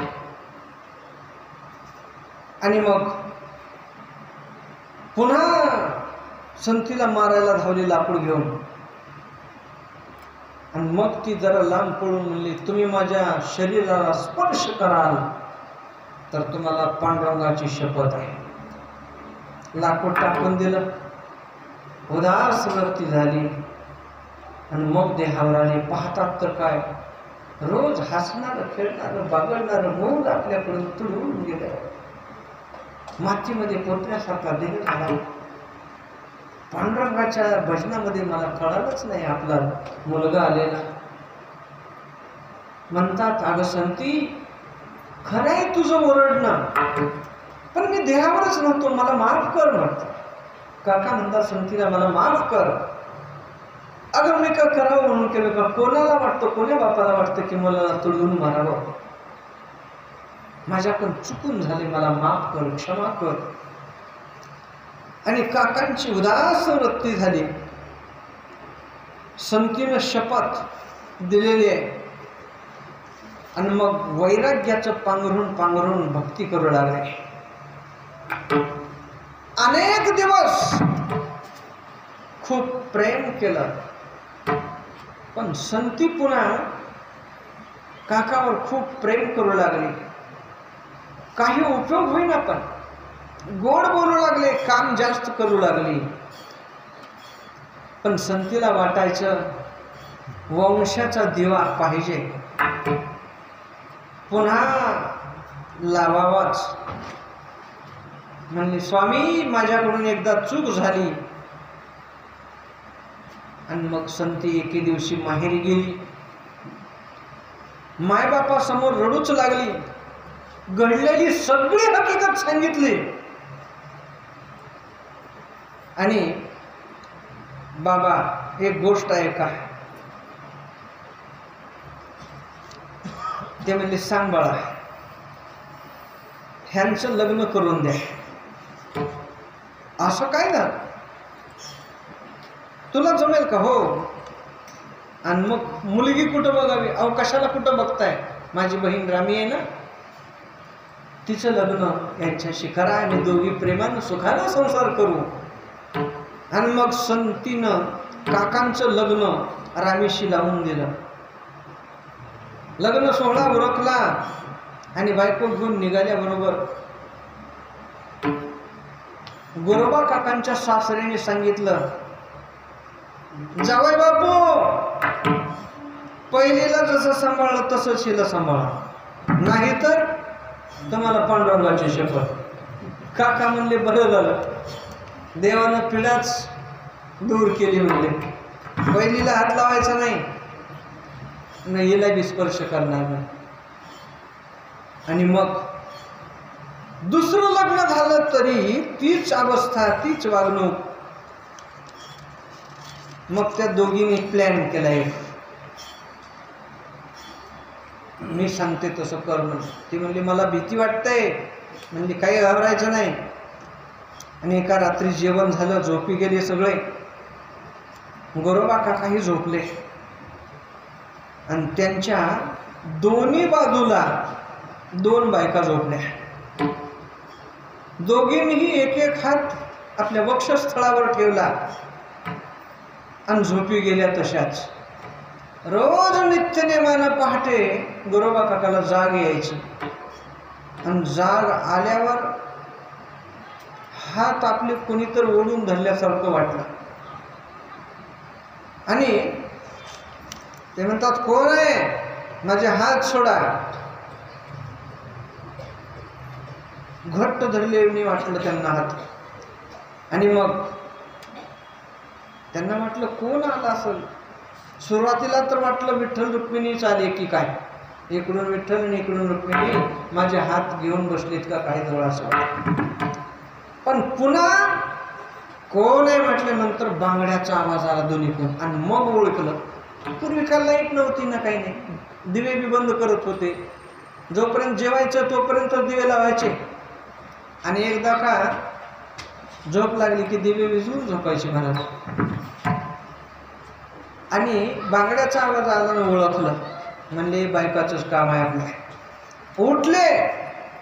म्हणले हाताकडे बघितलं. का रे म्हणले तुम्ही पांडुरंगाची शपथ मोडली का. आणि धार धार वेळीवर दोन्ही हात आपटले महाराज. दोन्ही हात तुटून पडले बाजूला पंजे. ही बघितलं दोन्ही भेदरून गेली. संतीची तर तारांबळच उडाली. आता काय करावं. आणि मग हात तुटले. हात तुटल्यानंतर काम बंद पडलं. आणि काम बंद पडलं. आता समजा एखाद्या माणसाचा हात तुटला तर लिहिणार कसा आहे तो. आवाज बसला तर गाणार आहे कसा. स्मरणशक्ती नष्ट झाली तर सांगणार आहे कसा. त्या गोष्टी पाहिजेत. आणि मग काम बंद पडलं. उपासमारीची वेळ येऊ लागली. पंढरीनाथ परमात्म्यानं कुंभाराचं रूप धारण केलं. रुक्मिणी आई साहेब कुंभारीन झाल्या आणि गरुड गाढव झालं. आले तेरला. तेरला आल्यानंतर काकाच्या घरी आले. म्हणले अहो आमच्याकडे दुष्काळ पडलाय, आहे का काय काम. त्यांना वाटलं चालून देवासारखे आला तर या. राहणं खाणं सगळं इथंच होईल. म्हणले करा काम. करील ती खाईल म्हणले महाराज. आणि मग रोज देवानं माती आणावी, पाणी आणावं. गरुड आहे का नाही गाढव, त्याच्यावर माती आणायची, लागून चाळायची, चिखल करायचा, विटा करायच्या आणि गाडगे घडायचे. आणि गाडगे करून ते विकायचे पण. संतागरी देव काम धंदा करी, पितांबर धरी बरी छाया. हे सगळं चाललं महाराज का. अनेक दिवस काकांची सेवा केली देवाने. आणि कार्तिकी वारी जवळ आली. रामीला संतीला सांगितलं की चला पंढरपूरला. सगळे विरक्तच झाले होते. चला मग म्हणले तेवढं तर देवाचं दर्शन घेऊन येऊ. आणि गेले पंढरपूरला. चंद्रभागेचं स्नान झालं, पुंडलिकाचं दर्शन झालं, देवाचं दर्शन झालं. आणि नामदेवरायाचं कीर्तन ऐकायला सगळी मंडळी आली. आणि विठोबा रुक्माई मधलं भजन जे आहे का नाही, ध्यान करा. कीर्तनकाराला सांगावं लागतंय वाजवा टाळी मधलं भजन आहे. वाजवा टाळी. वाट बघायची नाही महाराज. विठ्ठल विठ्ठल म्हटलं की टाळी वाजवायची. विठोबा रुक्माई भजनात टाळी वाजवायची. वाजले टाळ टाळी होय ओळी विघ्नांची. आणि मग सगळेजण टाळी वाजायला हात वर करून गोरोबा काकाला वाटलं, अरे आपणाला सुद्धा हात असते तर आपण सुद्धा वाजविला असतं. विनोदानं काही माणसं सांगतात, जवळ एक माणूस उगं पॅन्टीमध्ये हात घालून बसलं होतं. देवानं विचार केला की तुझे पॅन्टीतले हात काय कामाचे, टाळी वाजवत नाहीत. गोरोबा काकाने छोटे हात असे वर केले, वाजवायला लागले. त्याचे हात गेले आणि याचे हात आले असं सांगतात. असं जो भाग असेल तो असेल. पण काकांना पंजे फुटले महाराज. जसं वाळलेल्या लाकडाला पालवी फुटावी असं हात फुटले महाराज. चमत्कार झाला.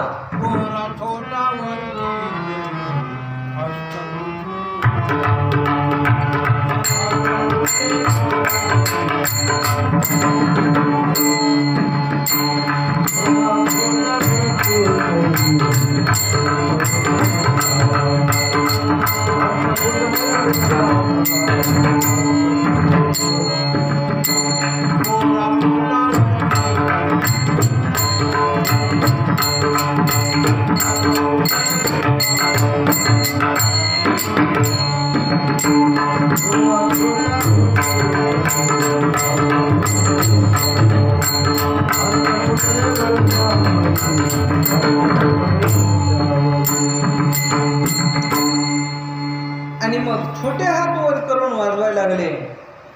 देवाला काळजी वाटली की बघा किती इच्छा आहे टाळी वाजवायची पण हात नाहीत. देवानं लगेच हात दिले महाराज. कीर्तनाची महती आहे ती. आणि संती म्हणाली, माझ्या मालकाला हात दिलेस पण माझं बाळ लहानसं हिरावून घेतलंस रे देवा, नाही काय दया आली तुला.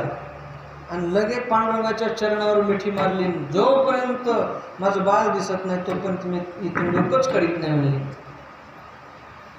आणि तेवढ्यामध्ये रामगत बाळ आलं होतं तिथं आणि हिच्या मांडीला हलवू लागलं. आणि पाहते तर काय, आपलं बाळ. मिठी सोडली पायाची देवाच्या आणि त्याला घेतलं महाराज. म्हणजे बाळ सुद्धा दिलं. पुन्हा एक दिवस रुक्मिणी स्वप्नामध्ये गेली आणि सांगितलं की आता शपथ सुटली, तुम्ही सुखानं संसार करा.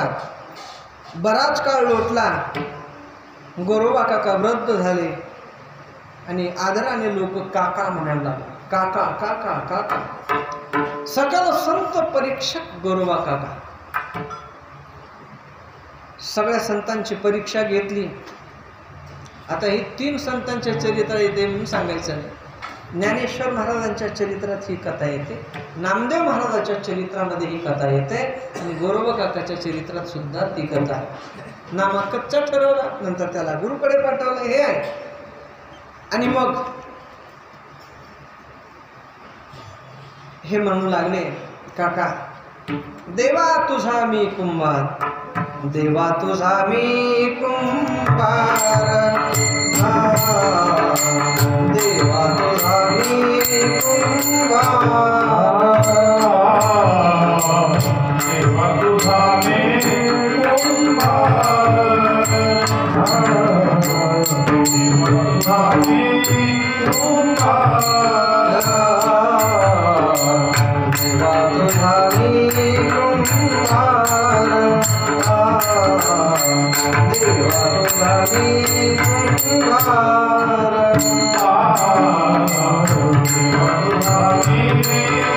कुंभार,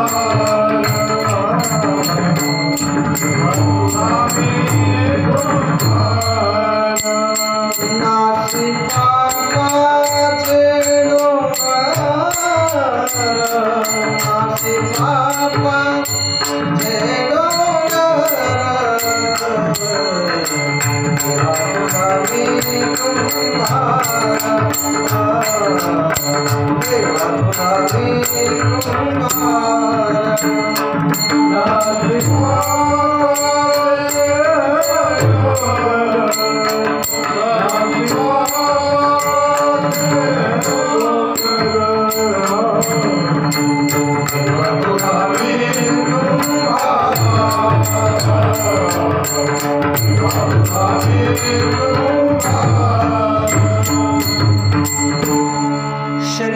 भाव पूर्ण नाहीसा झाला.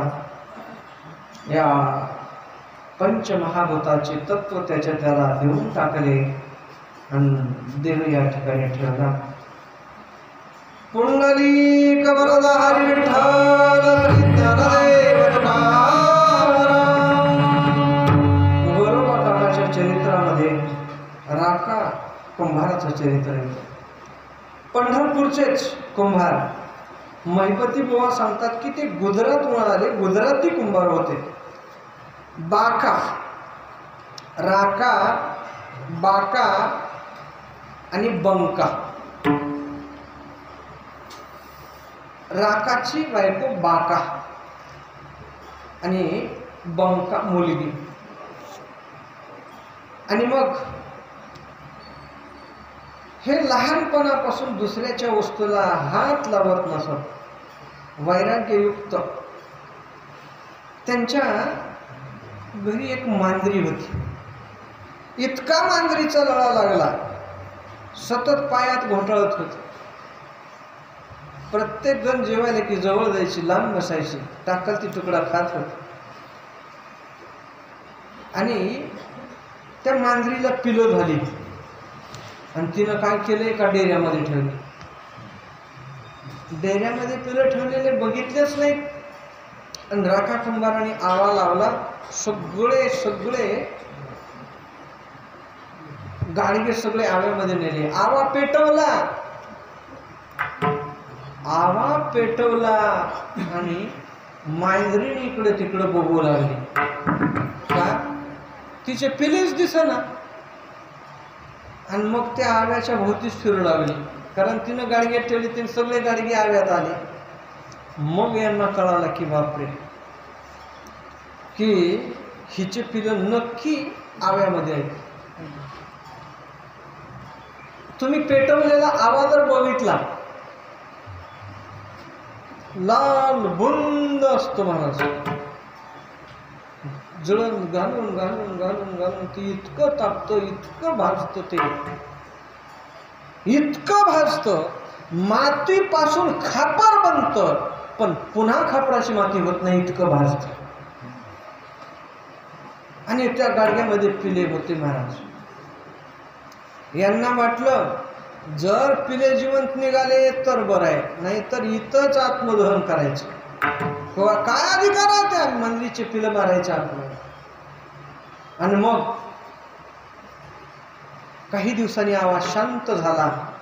एक गाडगं काढू लागले आणि एका गाडग्यामध्ये मांजरीची पिलं मेव मेव मेव करत होते महाराज. जिवंत राहिलेलं, जिवंत. असंही त्यांच्या चरित्रामध्ये. राका, बाका आणि बंका रानावनामध्ये हिंडू लागली. वाळी लाकडं मोळी करायची, विकायची. आणि गावात जे चिंध्या पडलेल्या असतात त्या चिंध्या गुंडाळायच्या. कशी अवस्था असते. आणि मग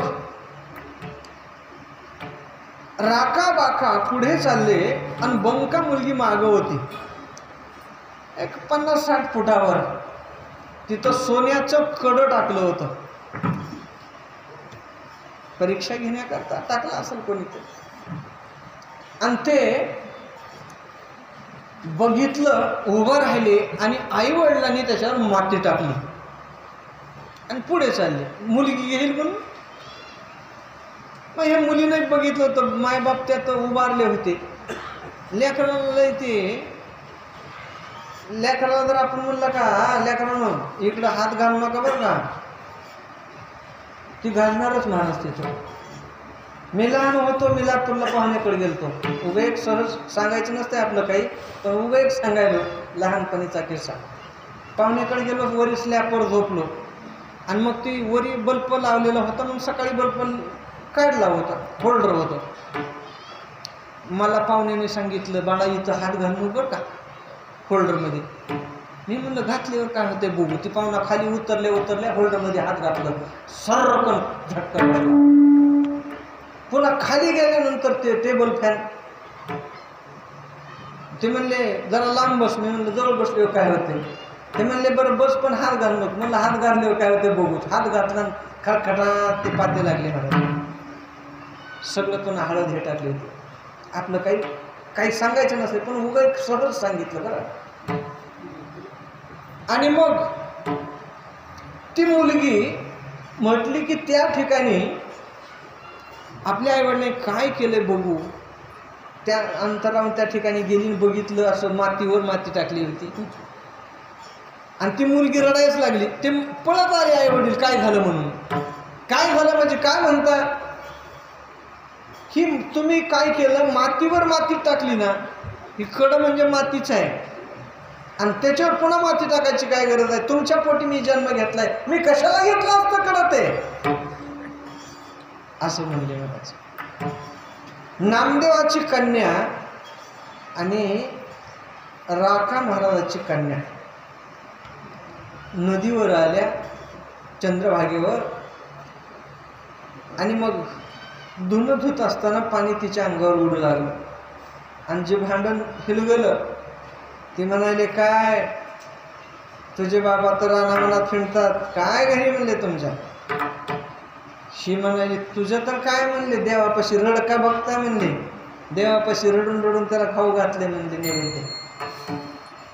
असे अनेक प्रकारचे मतमतांतर झाले त्या ठिकाणी. आणि बराचसा काळ त्यांनी उदरनिर्वाह तसाच केला आणि शेवटी परमात्म्याच्या स्वरूपामध्ये लीन झाले. याच ठिकाणी तीही कथेला पूर्णविराम देतो. आणि संत निळोबारे हे पिंपळनेरचे होते. गाव शिरूर येथे जन्म झाला. आश्वलायन शाखेतील देशस्थ ब्राह्मण कुळामध्ये जन्म झाला. लहानपणापासून सुसंस्कार. उपनाव मकासरे म्हणजे आडनाव, उपनाव म्हणजे आडनाव, नाव पित्याचं नाव आणि उपनाव. मकासरे त्यांच्या पित्याचं नाव होतं मुकुंद. त्यांच्याकडे जोशीपण कुलकर्णीपण शिरूरलाच पूर्वी आश्वी म्हणत होते. मुकुंदपंत कुलकर्णी यांना बरेच दिवस संतान नव्हतं. खंत झाली, नवस केला, ईश्वरी कृपा झाली आणि पुत्ररत्न झाले. आणि ज्योतिषानं त्यांचं नाव ठेवलं निळकंठ. कारण त्यांच्या जीवनामध्ये हरिभक्तीशिवाय शिवभक्ती होती म्हणून निळकंठ नाव ठेवायला लागलं. मुकुंदपंत मकासरे आणि कुलकर्णी पण निळा नावानं शिवभक्ती विठ्ठल भक्ती करू लागले. 5व्या वर्षी मुंज झाली. 10व्या वर्षापासून जोशीपण हातामध्ये घेतलं, ग्रंथाचं अध्ययन केलं. 18व्या वर्षामध्ये पदार्पण झालं. वडील थकले. जोशीपण कुलकर्णपण प्रपंचाचा गाडा चालवावा असं वडिलांना वाटलं. सुंदर आणि सुशील एक मैनाबाई नावाची मुलगी बघून लग्न सोहळा सुद्धा उरकला. शांत स्वभाव, निस्पृह, दोघं एक स्वभावाची. निळोबा सगळं व्यवस्थित व्यवहार पाहत होते. आणि एके दिवशी पिकली पानं गळून पडलं. मुकुंदपंतांनीही देह ठेवला. आणि मग नंतर यांचं दिनक्रम असायचं. स्नान, पूजा, तुकोबाचे अभंग रोज वाचायचे. एके दिवशी गावामध्ये दिवाण लवकरच आला. सकाळ सकाळी निरोप दिला. दिवाण आले, चावडीवर बोलावले. पत्नी म्हणाली पूजा अर्चा करतात, झाली पूजा अर्चा की पाठवून देते. पुन्हा निरोप पाठवला की कुलकर्णी पण तुमच्याकडून काढून घेतलंय, सांभाळायचं असेल तर माफी मागा. महाराजांनी कपडे घातले, निळोबाराणी चावडीवर आले. एक कागदावर कर कर कर कर लिहिलं आणि तडक घरी आले. कागदावर लिहिलं म्हणजे रिझाईन दिलं, मला तुमच्या कुलकर्णीपणाची गरज नाही.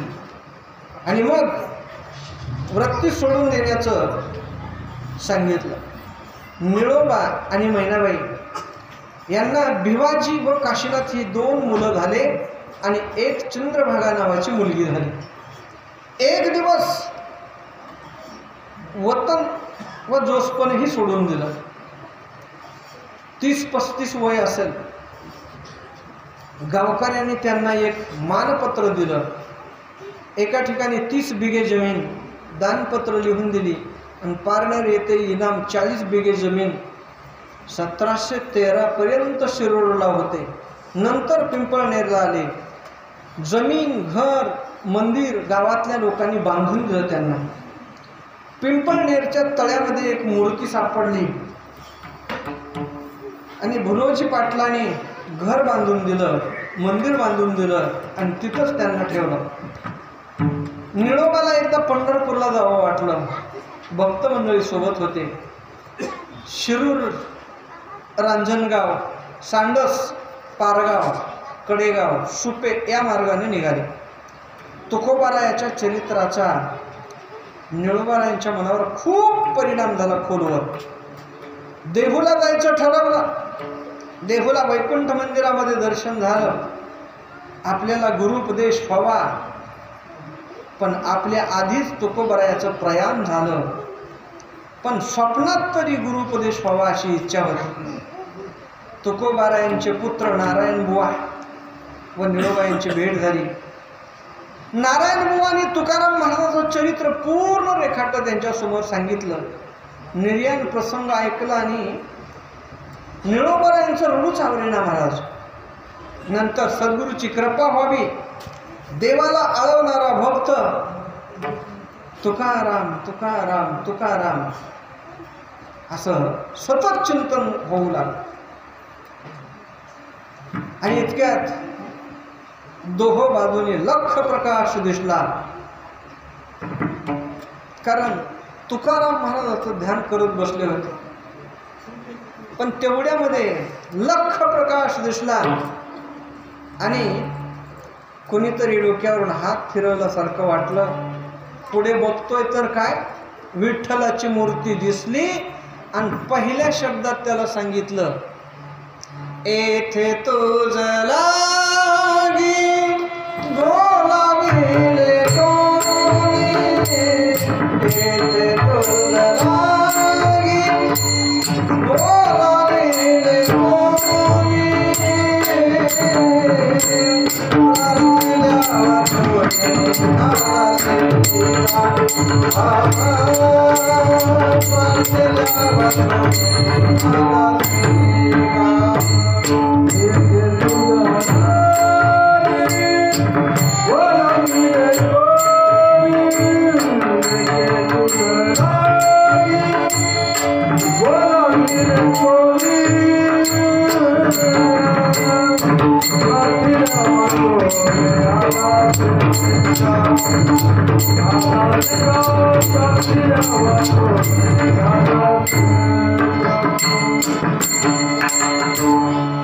देवा, तुम्हाला मी म्हणलं होतं की तुकाराम महाराजाचा गुरुपदेश स्वप्नात तरी व्हावा, आणि तुम्ही हे काय चालू, तुम्ही कशाला आलात, तुम्ही का कष्ट घेतलं?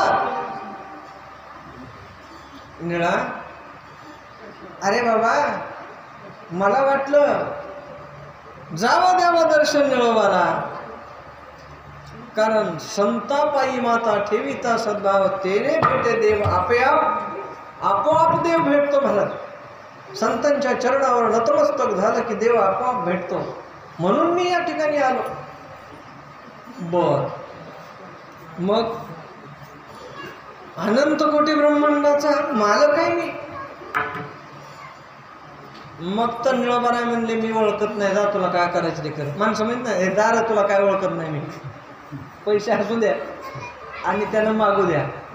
मग ती म्हणतं देतो महिन्यानं, हे म्हणते मला आजच पाहिजे. जा म्हणते, मग कोण आहेस तू, कोण आहे, काय दिलंय, मी नाही काय घेतलं. दार तर तुला ओळखीत नाही म्हणते. तसं निळोबाराय म्हणले, निळा म्हणे आम्ही नळखूचे देवा. मग कशा करता बसला तो कयाचा धावा करीत असो. तुकाराम महाराजांचा धावा मी करतोय असं सांगितलं. आणि मग तुकाराम महाराजांना गुरुस्थानी मानतो. इथं नाही आले पण तुकाराम महाराज माझ्या स्वप्नात जरी आले तर मी प्रमाण मानेन. वैकुंठाला गेले म्हणून काय ते परत आलेच नाहीत का असं नाही महाराज. तुकाराम महाराज या भूतलावर 4 वेळेस आले. कधी? त्यांचीच कन्या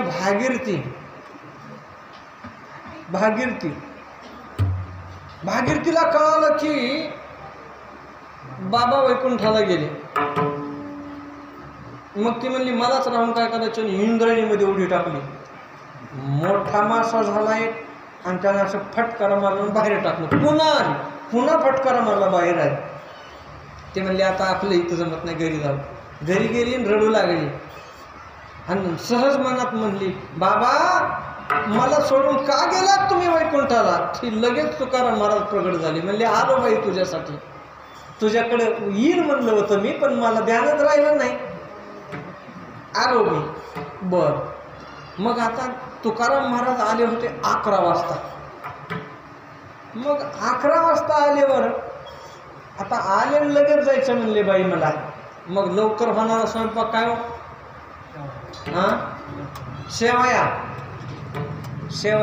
शेवया तयार केल्या आणि ती शेवया नुसत्या खात नाही कोणीच, ताकासंग तर अजिबात नाही. मग त्याला दूध लागतं, दूध, साखर लागते, तूप लागते, तेव्हा ते चांगलं लागतात.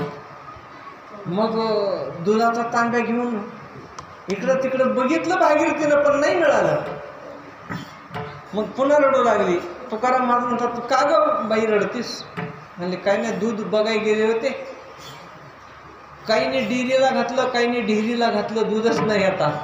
मग नाही म्हणले कसं खाऊ घालावं मला पंचायत पडली. म्हणले काय काळजी कर मग दी चरवी. आता मला मिळालं माझ्या गावात तुम्हाला इथं कसं मिळेल. आणि तिथं जवळ असणारं येलेश्वर भगवंताचं मंदिर होतं महादेवाचं. आणि महादेवाच्या समोर काय असतंय? नंदी. त्या नंदीच्या पाठीवर थाप टाकली आणि त्या दगडाच्या नंदीला उभं केलं आणि धार काढली महाराज त्याची.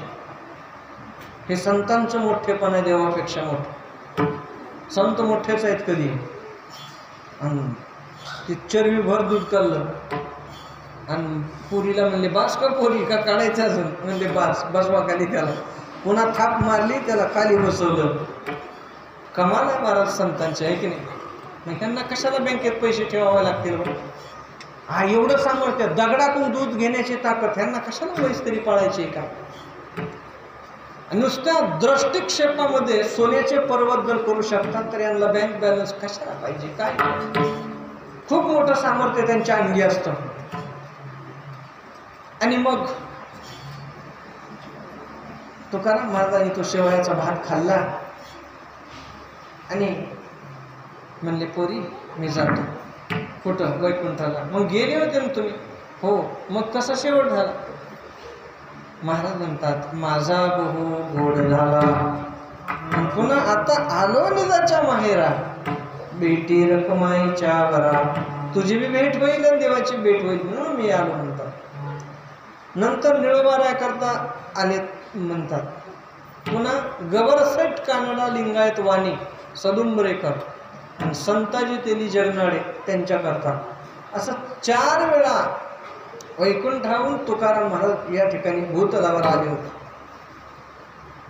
आणि मग एके दिवशी तुकाराम महाराज स्वप्नामध्ये आले. डोक्यावर हात ठेवला आणि मंत्र सांगितला, जय जय राम कृष्ण हरी, जय जय राम कृष्ण हरी. ही मंत्र सांगितला, गुरुमंत्र दिला आणि निळोबारायांना अभंग रचना करायला सांगितली.